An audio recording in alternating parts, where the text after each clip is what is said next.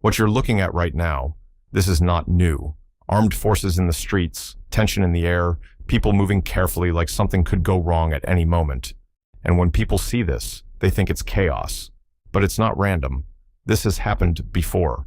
The strange thing is, life doesn't stop. Shops still open. People still go outside. Cars still move. But everything feels different. Because everyone knows there's something behind the scenes. Something controlling how far things can go. That's not normal stability. That's controlled tension. If you go back a few decades to Colombia in the 1970s, you would see something very similar. Not war, not collapse, just a normal country with something growing quietly underneath. And the story doesn't even begin in Colombia. It begins outside because there was demand, a growing demand that people were willing to pay huge money for. And where there is demand, someone will always step in to supply it. At first, it wasn't chaos. It was organized, small groups, quiet meetings, routes being planned, people figuring out how to move goods, avoid attention, and make money. It looked like business, because at that stage, it was. And then the money started coming in. Not small money, massive money, enough to buy influence, enough to change systems, because when money reaches that level, it doesn't just stay in one place, it spreads. Now, imagine this. You have money and the government is weak. What happens? You don't fight the system. You start to influence it.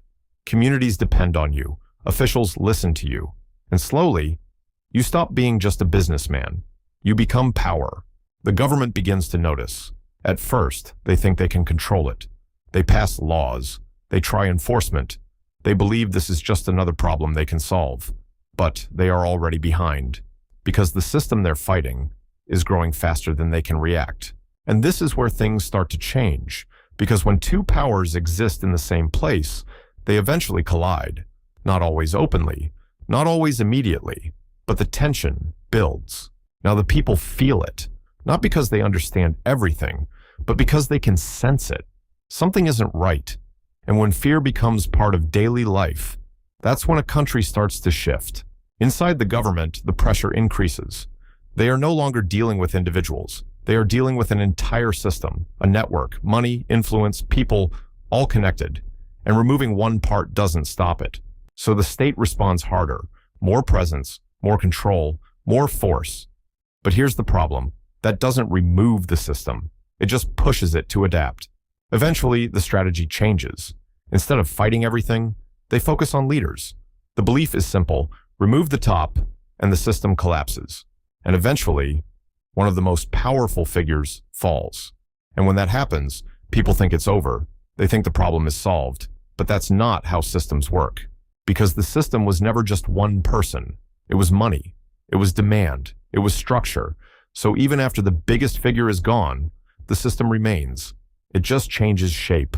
Now come back to today. Look again at what's happening. Different country, different people, same pattern. This isn't about one place. It's a cycle. Demand creates supply, money creates power, power challenges the state, and the state reacts. But reaction alone doesn't break the cycle. So what you're seeing today is not something new. It's something that has already happened.